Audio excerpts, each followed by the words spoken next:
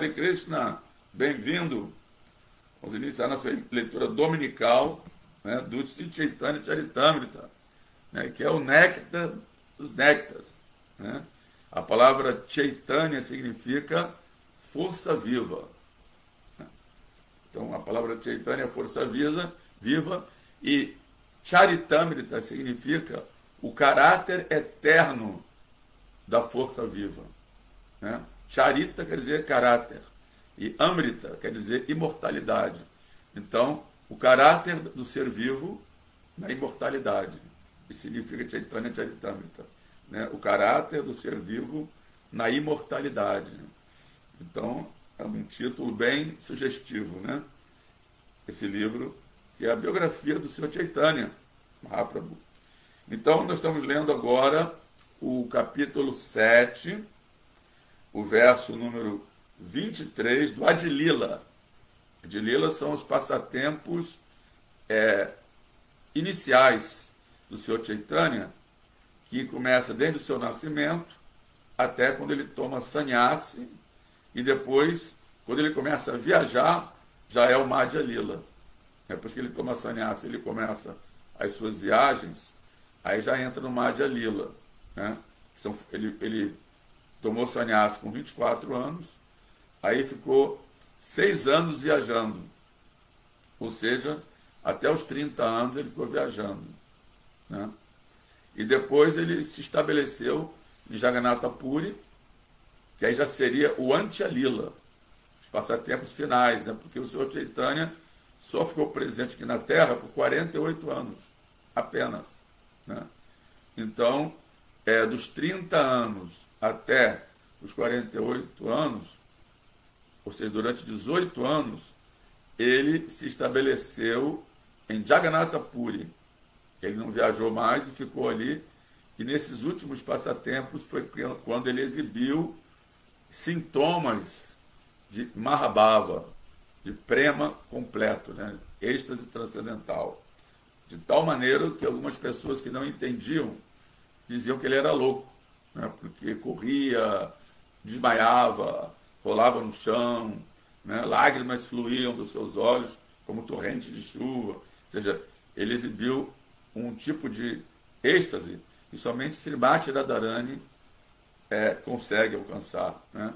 Porque ele era a própria encarnação de Krishna e Srimati Radharani, combinado. Né? Então, por isso, ele exibiu esse êxtase de Srimati Radharani. Né?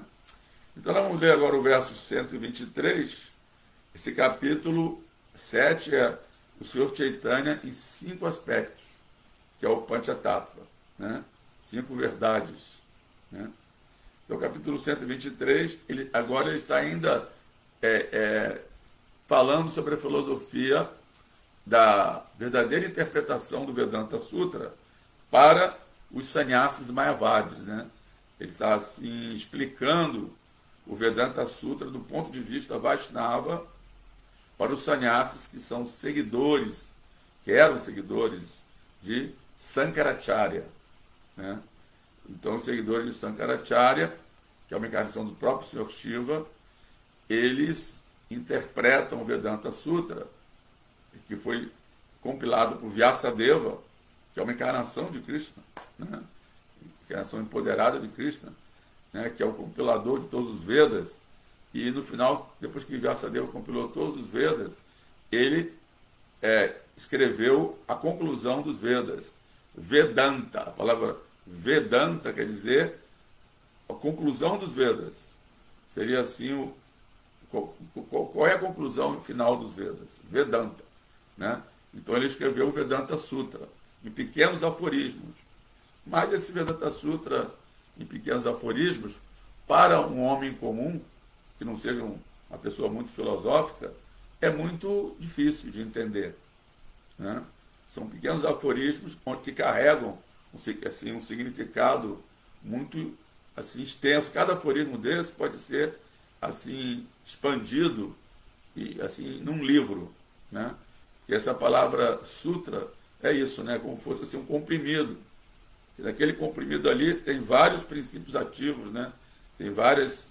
a gente toma aquele comprimido, ali tem zinco, tem Vastuta parinama vada seise pramana dehe atma buddhi e vivartrastana. Sinônimo: vastuta, de fato, parinama vada, transformação da energia, sei, isto, ser, apenas, pramana, prova, dehe, no corpo, atma buddhi, conceito do eu, e este, vivartera, de ilusão, stana, local. Tradução: a transformação da energia é um fato provado. É a falsa concepção corpórea do eu que é uma ilusão. Comentário dado por sua divina graça A.C. Bhaktivedanta Swami Srila Prabhupada. O Jiva, ou entidade viva, é uma centelha espiritual, parte integrante da Suprema Personalidade de Deus. Infelizmente, pensa que o corpo é o eu, e essa compreensão errada chama-se Vivarta, ou seja, aceitar o falso como sendo real. O corpo não é o eu, embora animais e pessoas tolas pensam que seja. No entanto, Vivarta, a ilusão, não denota uma mudança na identidade da alma espiritual. É o equívoco de que o corpo é o eu, que é uma ilusão. É o equívoco de que o corpo é o eu, que é uma ilusão. De forma semelhante, a Suprema Personalidade de Deus não se altera quando sua energia externa, que consiste nos 8 elementos materiais grosseiros e sutis, registrados na Bhagavad Gita, Bhumira, Apona, Lovayu, etc., age e reage em diferentes fases. Né?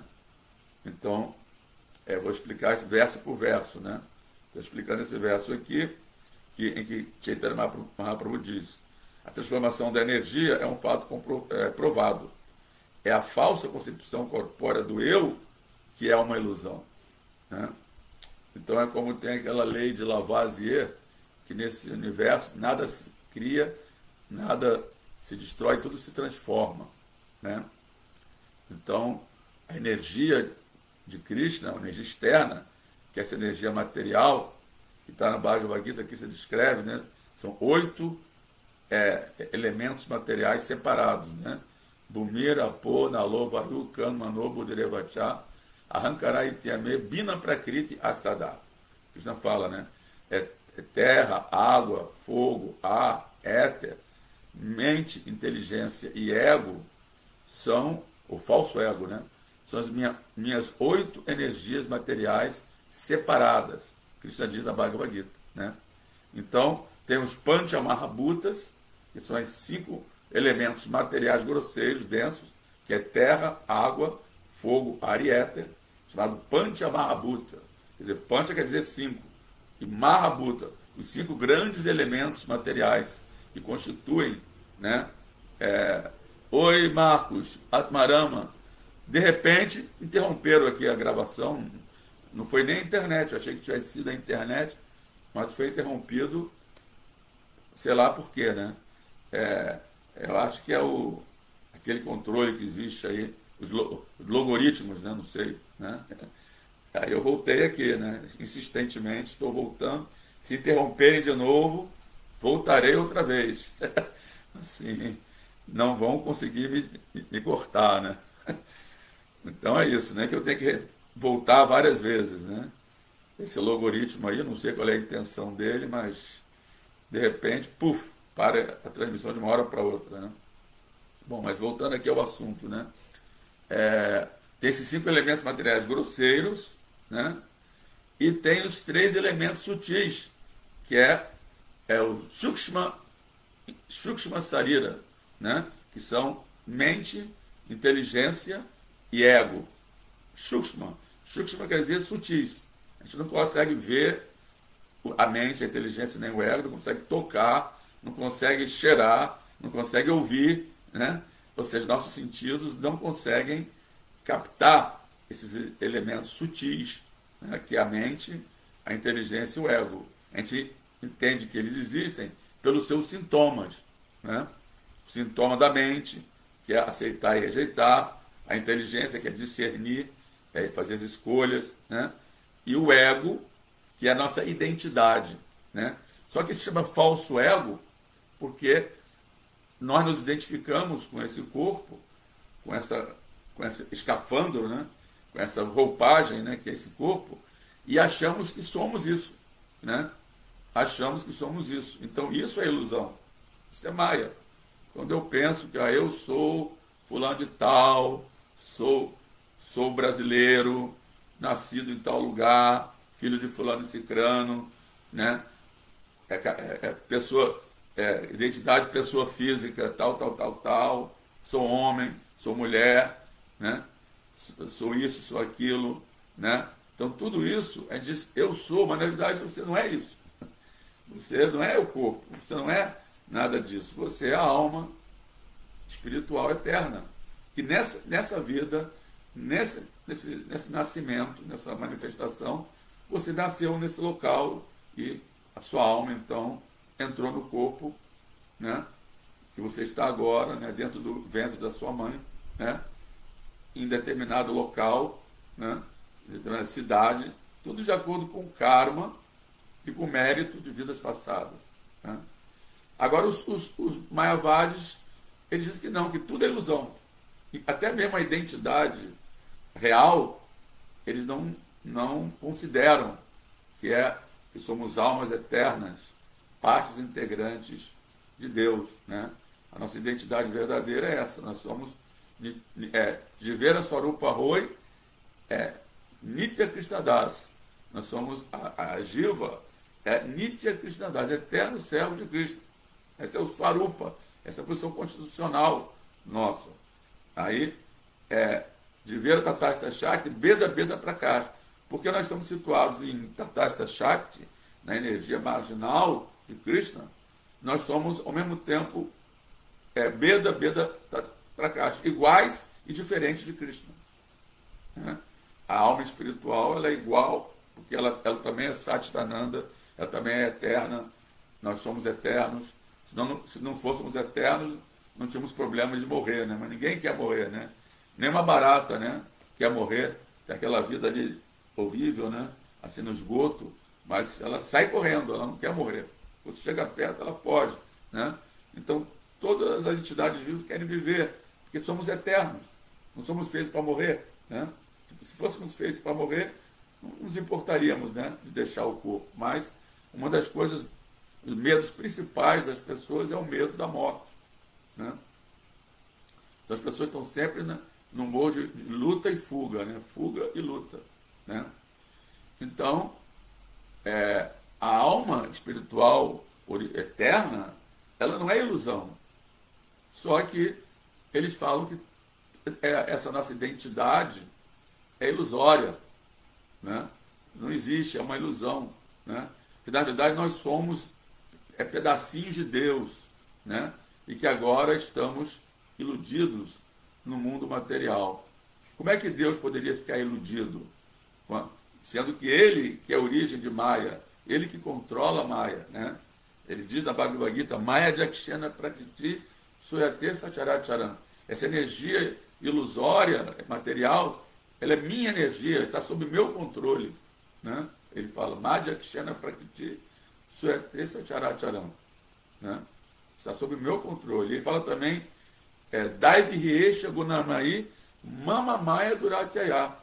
Mama Maya, essa minha Maya Duratyaya, que é muito difícil de a pessoa superar, é quase impossível superar essa energia ilusória. Mama Maya, ela é minha energia, né? Então ele é o criador dessa Maya, ele que manifestou essa Maya, essa ilusão. Como é que ele poderia ficar sujeito à sua própria Maya, né? Por exemplo, a aranha cria teia, ela constrói a teia, né? Ela tece aquela teia passa um mosquito, fica preso ali. Agora a própria aranha não fica presa na sua própria teia, né? Então, da mesma forma, Krishna não pode estar aí. Como é que nós somos pequenos Krishnas, que agora estamos iludidos, pensando que somos o corpo né? Como é que Krishna pode ficar iludido? Né? Não é possível. Então, por isso eles são chamados Mayavadis. Significa que Maya, ilusão, é tão forte que até o próprio Krishna fica iludido. O criador de Maya, né? Que é a origem de Maya. Né? Maya é serva de Krishna. Né? Então, eles dizem... Então, Prabhupada fala que eles jogam... Quando eles, uma mãe que dá um banho no bebê, a mãe vai lá, dá um banho no bebê, o bebê fica limpinho, aí depois elas jogam fora a água do banho junto com o bebê. O bebê vai junto com a água. Né? Ou seja, faz muito processo de purificação e tal, e no final rejeita a própria identidade original, né? A identidade que é eterna. Nós somos eternos servos de Krishna. Quer dizer, se somos eternos servos de Krishna, então temos uma identidade eterna, uma swarupa. Né? Nitya quer dizer eterno, Nitya Krishnada, eterno servo de Krishna. Então, nunca vamos abandonar essa identidade. Mas o que esses Sankaritas fazem é tentar aniquilar essa identidade. Eles querem aniquilar a ilusão de que somos o corpo e também aniquilam a própria identidade. Acho que também é ilusão. Né? A ilusão de ser um servo de Krishna, eles acham que é uma ilusão também. Né? Que não é uma ilusão. Né? Então, é o verdadeiro ego. Nós temos o falso ego, que é aquele que identificado com o corpo, e temos o verdadeiro ego, que é quando nós encontramos essa posição constitucional, eterna e original, que é Nitya Krishnadas. Né? Então, esse que é o erro deles. E eles acham que no coração não tem alma individual, só tem a super-alma. Né? A gente tem só alma, o super-alma não tem alma individual. Essa concepção do eu, para eles, né, é ilusão também. Né? Eu como alma individual. Não, isso não existe. Todos nós somos o Brahman. Né? E a Paramatma também é o Brahman. Então, o que nós chamamos de Paramatma, o que os cristãos chamam de Espírito Santo, né? Que é uma expansão de Vishnu, de Krishna, para eles só existe isso. Não existe a alma individual do lado da... Né? Só que o Bhagavad Gita, Krishna discorda disso. Né? Na Bhagavad Gita, no 13º capítulo, Krishna fala que existe, ele fala assim, que Kshetraga Chapiman Vidi Sarva Kshetreshu Bharata. Krishna fala, né? Kshetraga Chapiman Vidi Sarva Kshetreshu Bharata. Ele fala assim para Arjuna: Arjuna, sabe uma coisa, existe o Kshetraga, o conhecedor do corpo, que é a alma individual, que conhece o seu próprio, né? Conhece, entre aspas, né? O seu próprio campo de atividade, né? Que é o seu corpo, mas existe eu. Ele fala Cha. Cha quer dizer também.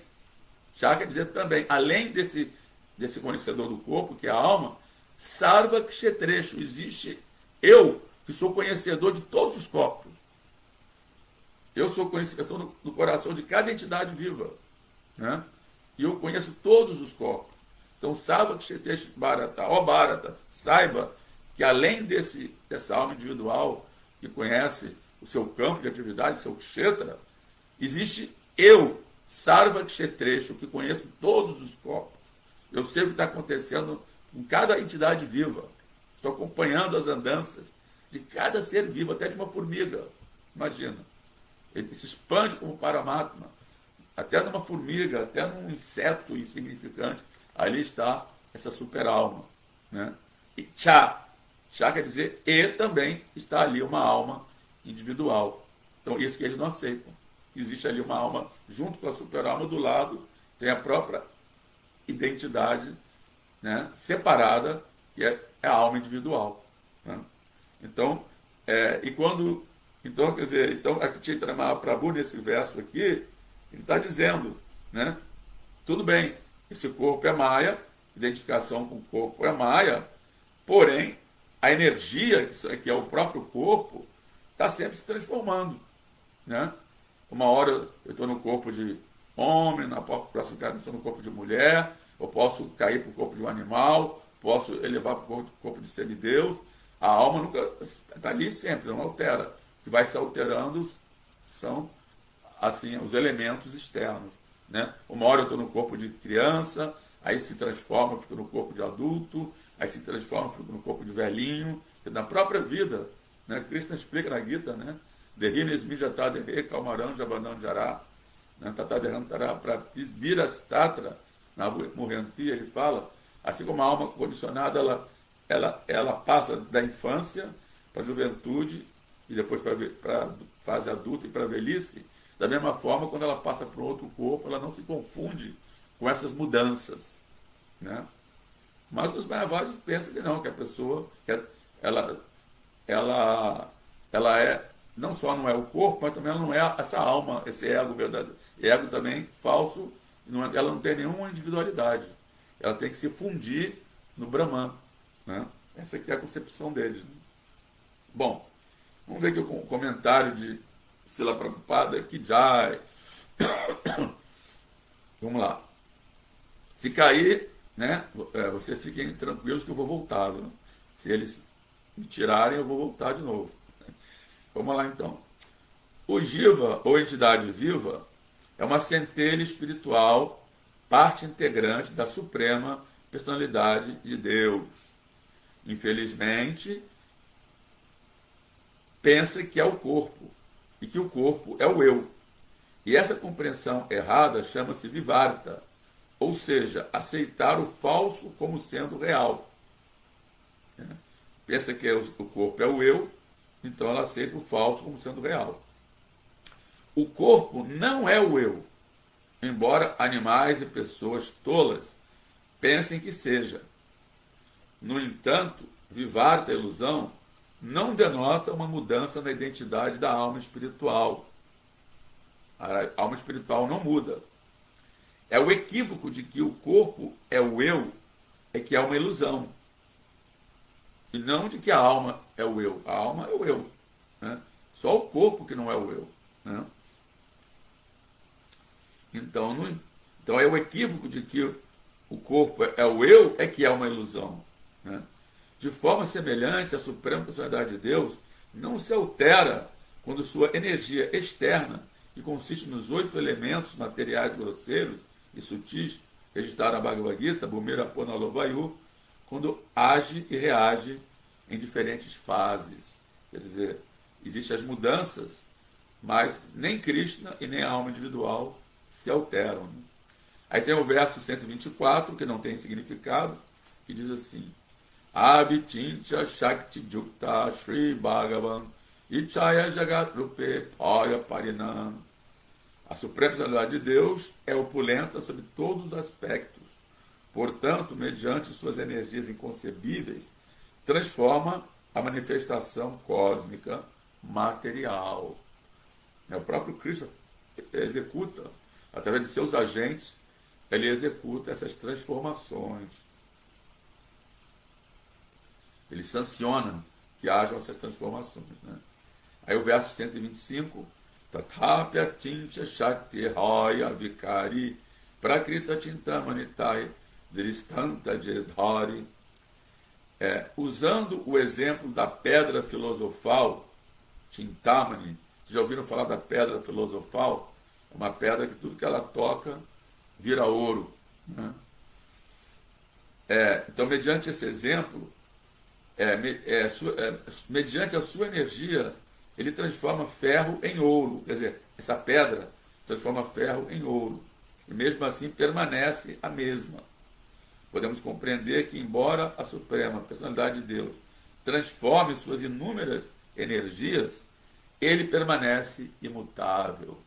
Quer dizer, ele, embora as suas energias se transformem o tempo todo, né? A gente nasce, envelhece, né? Depois nasce de novo, cresce, envelhece, morre.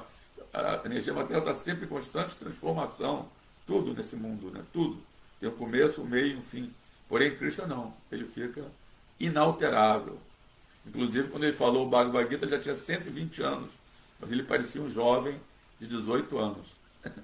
Então, ele, mesmo quando ele vem nesse mundo, o corpo transcendental dele não se altera, né? Não vira um velhinho, né? Às vezes a gente vê assim, aquelas imagens que pintam de Deus, um velhinho assim, de barba branca, segurando um cetro, né? Com um globo na mão. Né? São as imagens assim, arcaicas, né? Mas Cristo não é velho, nunca fica velhinho e nunca se transforma, né? Permanece imutável. No verso 126, também não tem significado, diz: Nanarat narasi hoi chintamani hoite tatapha maniharahe swarupe avikte. Embora a pedra filosofal produza muitas variedades de joias preciosas, não obstante, ela permanece a mesma. Ela não altera sua forma original. Porque os filósofos mayavadis falam que Deus se divide em muitos, né?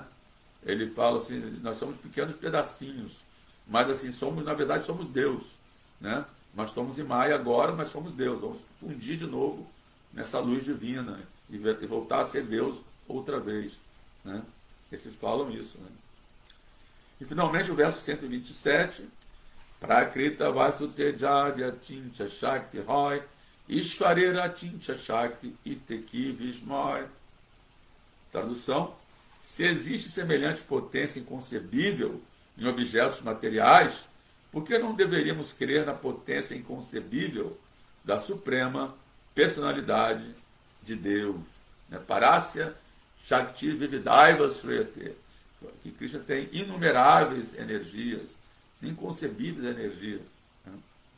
Vamos ver o significado de Prabhupada desse verso e depois vamos encerrar a nossa leitura de hoje. Tá? Significado de Srila Prabhupada. Jai Srila Prabhupada. O argumento de Sri Chaitanya Mahaprabhu que ele apresenta neste verso pode ser facilmente entendido, mesmo por um homem comum. Basta ele meditar sobre as atividades do Sol, que tem fornecido quantidade ilimitada de calor e luz desde tempos imemoriais, e mesmo assim não sofreu nenhuma diminuição de poder. A ciência moderna crê que toda manifestação cósmica é mantida pelo brilho do Sol, e realmente pode-se ver como as ações e reações do brilho do Sol mantêm em ordem todo o universo. O crescimento dos legumes e mesmo a órbita dos planetas ocorrem devido ao calor e à luz do Sol. Portanto, é a força da gravidade, né? Que é uma outra assim, energia de Deus, né? que eles não conseguem entender. Estava vendo outro dia no Natural Geographic Science que os cientistas até hoje não conseguem entender por que existe essa lei da gravidade, né? Que faz com que um planeta gire ao redor do outro, né? É uma coisa que eles até hoje não descobriram. Por que existe essa gravidade, né? Essa lei da gravidade, né? E que faz com que nós caímos, né? Se nós nos jogamos em cima de um prédio, a gente se esborracha no chão pela lei da gravidade, né? Até hoje eles não entendem por que existe essa lei, né? Da onde vem essa lei? Qual é assim a origem dela, né? É uma lei do universo, né? Que Krishna, que veio de Krishna, né? Então, portanto, às vezes os cientistas modernos julgam que o Sol seja a causa original da criação. Isso aí foi na época que o Prabhupada escreveu, hoje já não falam mais isso, né? Mas quando o Prabhupada escreveu o Srimad Bhagavatam, nos anos 50, alguns cientistas achavam isso, né? Que toda manifestação vinha do Sol, né? Agora já não pensam mais, mas pensam que veio de um buraco negro. Mas não falam de onde veio esse buraco negro, de onde vieram os elementos que foram criados a partir desse buraco negro. Dizem que houve uma grande explosão, mas quem que detonou essa explosão, né? Como foi detonada? Se você coloca lá uma dinamite e não tem ninguém para detonar, a dinamite não detona, né?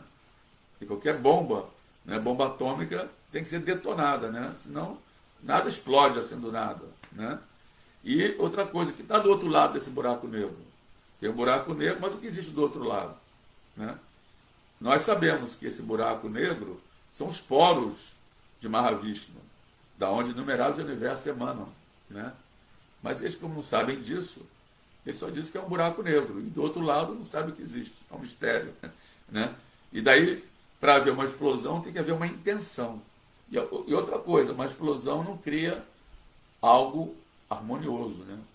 Pelo contrário, se tem uma coisa que está assim, em harmonia, quando dá uma explosão, tudo se desorganiza, né? Então, toda essa organização do universo não pode ter vindo de uma explosão, né? Porque a explosão, ela não organiza, ela desorganiza, ela espalha tudo, ela cria uma bagunça, né? Então, continuando aqui,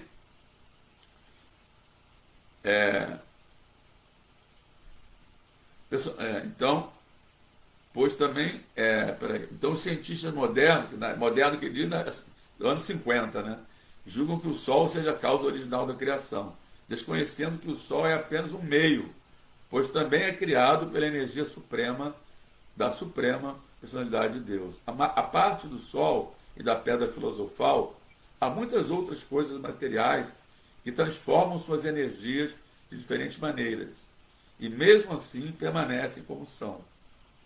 Portanto, não é necessário que a causa original, a supremacidade de Deus, se altere devido às mudanças ou transformações de suas energias diferentes. Como diz no Upanishad, né? Aquele verso Om Purnamada Purnamidan Purna Purna Purna Purna Udashate Purnasya Purnamadaya Purna Eva Vasishate, que o Senhor Supremo diz assim, tudo que emana do Senhor Supremo é completo em si mesmo, né? Ele é completo e perfeito, e tudo que emana dele também é completo em si mesmo, e que embora muitas unidades completas emanem dele, ele ainda assim permanece no equilíbrio completo, ele não se altera, né? Assim como uma vela, se acende uma outra vela, continua acesa e continua com a mesma potência, né? Uma vela não perde seu calor ao acender uma outra vela, né? É mais ou menos por aí, né? Então, continuando aqui, então, a falsidade da explicação de Vivarta Vada, de Parinama Vada, de Sripada Sankaracharya, foi descoberta pelos Acharyas Vaishnavas, quer dizer, Ramanujacharya, Madhvacharya, Vishnu Swami, Nimbarka Swami, eles que expuseram a falsidade dessa explicação de Sankaracharya, de que tudo é Maya, tudo é falso, esse mundo é falso, e só o Brahman que é real, né? O mundo não é falso, ele é energia de Krishna, só que está em constante mutação. Ele tudo está mudando o tempo todo, mas não é falso, né? O que é falso é de pensar que a gente é eterno aqui nesse mundo, vamos viver sempre nesse corpo, ou que esse corpo é o eu, né? Então, continuando, especialmente Jiva Goswami expôs essa falsidade, cuja opinião é que, na verdade, Shankara não compreendeu o Vedanta Sutra. Na explicação de que Shankara dá de um sutra, que é Ananda Maya Vyasat, ele interpreta o afixo Maya como um malabarismo de palavras tal que a própria explicação prova que ele tinha pouco conhecimento do Vedanta Sutra, né? Quando ele explica, né, esse sutra, Ananda Maya Vyasat, que significa que essa energia espiritual é plena de bem-aventurança, né? Ananda Maya, mas ele explica, ele faz um jogo de palavras que prova que ele tinha pouco conhecimento do Vedanta Sutra, embora, por outro lado, quisesse apoiar seu impersonalismo por meio dos códigos da filosofia Vedanta. Na verdade, contudo, ele não conseguiu fazer isso, pois não pôde apresentar argumentos fortes. Ele fez só jogos de... Mas no final ele falou, né? Adorem Govinda, adorem Govinda, adorem Govinda, seus gramáticos tolos. O que vocês vão conseguir com esse jogo de palavras? Né? Aquele Bhaja Govinda, Bhaja Govinda, Bhaja Govinda, Buda Mate, né? Ele revelou no final que tudo isso era só um jogo de palavras, né? Ele enganou, na verdade, né, os filósofos Mayavadis, né? Sankaracharya, porque ele era o próprio Shiva, né? Então, a esse respeito, Srila Jiva Goswami cita o código Brahma Pushan Pratista, o qual prova, vedicamente, que o Brahman é a origem de tudo. Ao explicar esse verso, Sripada Sankaracharya interpretou diversas palavras sânscritas de tal maneira que, segundo Jiva Goswami, insinuou que Vyasadeva tinha pouquíssimo conhecimento de lógica superior. Né? Insinuou na sua... Ou seja, Sankaracharya insinuou isso, né? Que Vyasadeva tinha pouquíssimo conhecimento de lógica superior. Né? Através de interpretar o sânscrito. O sânscrito pode ter várias interpretações. Né? É uma palavra de sânscrito. Né? Tal desvio inescrupuloso do significado verdadeiro do Vedanta Sutra tem criado uma classe de homens que, através de malabarismo de palavras, procuram extrair diversos sentidos indiretos dos textos védicos, especialmente do Bhagavad Gita, que é o significado indireto. Né? Nós, os personalistas, aceitamos o significado direto. Né? Quando Krishna diz renda-se a mim, é render-se a ele, Krishna, e não render-se ao Brahman dentro de Krishna. Né? Que os impersonalistas dizem assim, né? Quando eles interpretam o significado indireto. Krishna querendo dizer, não é render a ele como Krishna, mas sim ao Brahman dentro dele. Quer dizer, essa é uma interpretação indireta. E eles fazem isso com toda a parte personalista da literatura védica. Ou seja, é uma questão de conveniência. Né? Assim como, por exemplo, os cristãos interpretam não matarás como não assassinarás. Que não matará outra pessoa, mas pode matar os animais, né, para comer. Né? Isso é uma interpretação indireta. Que não matarás é não matarás. Não está especificando, né, não matarás a um ser humano, não matarás em geral. Né? Até uma planta, até uma árvore. Né?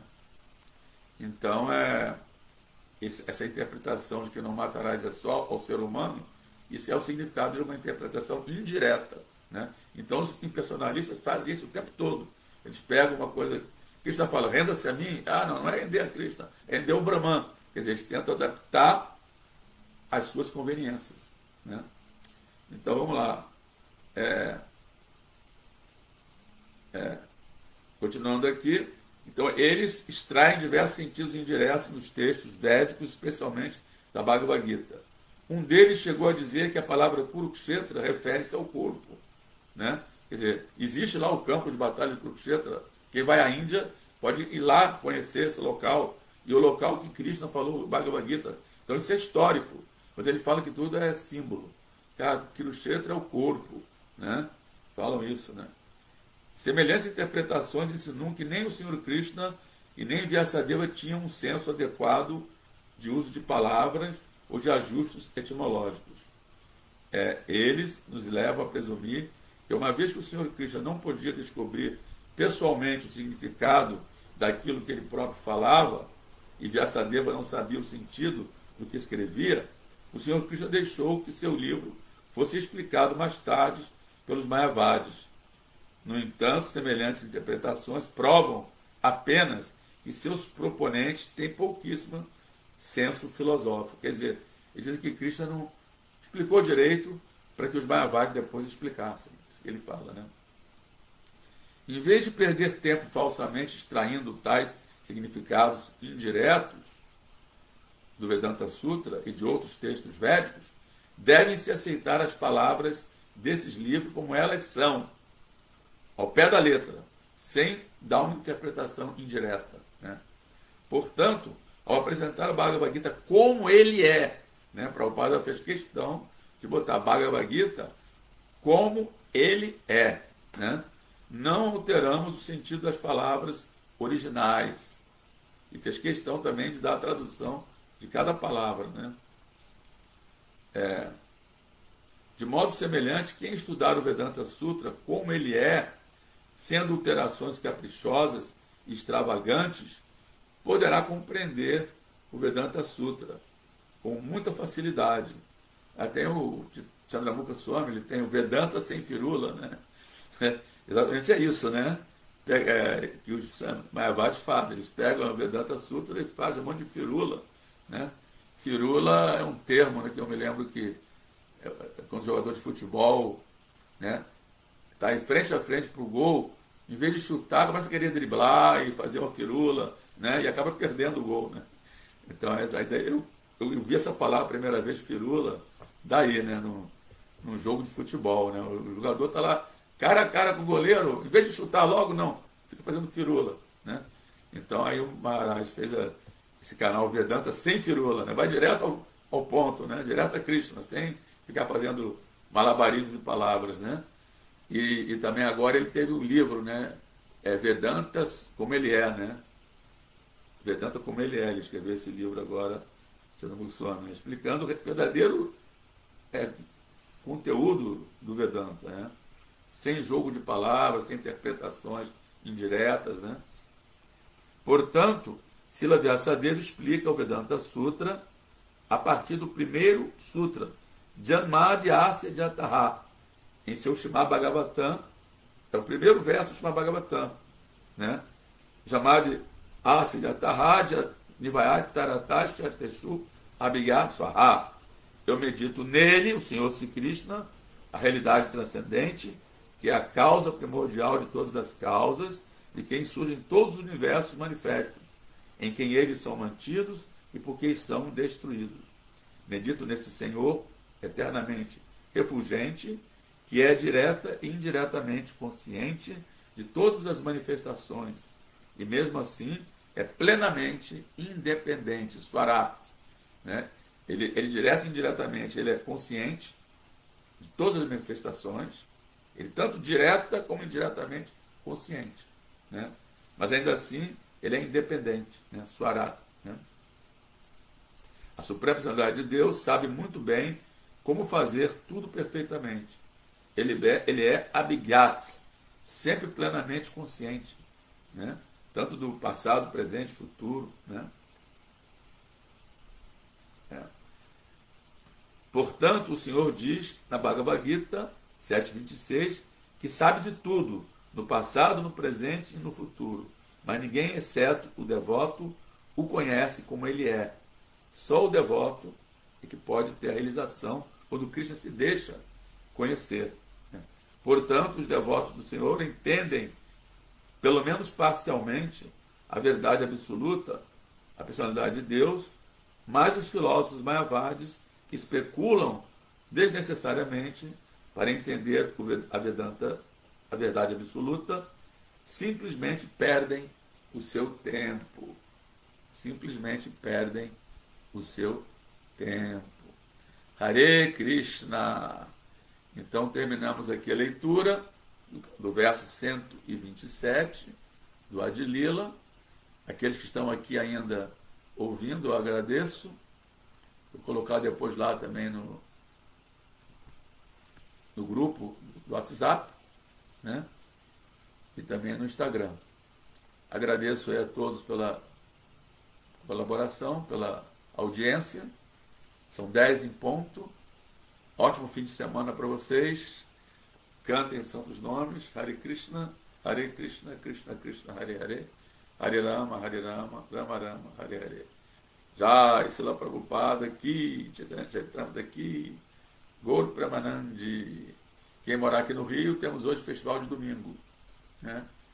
Aqui temos os comentários, né? Obrigado você, Atmarama, por estar ouvindo. Eu tinha convidado, acho que o outro Atmarama para dar essa aula hoje, mas ele, infelizmente, temos 2 Atmaramas aqui, né? E ele não ouviu a minha mensagem, então eu tive que eu mesmo dar a aula, né? Marcos Hanuman, obrigado, Marcos Hanuman, pela audiência, por ter voltado, né? Mesmo depois que tiraram a minha transmissão, vocês voltaram, né? Então é isso. Ótimo fim de semana, todas as glórias, Seguro e Goranga. Haribo!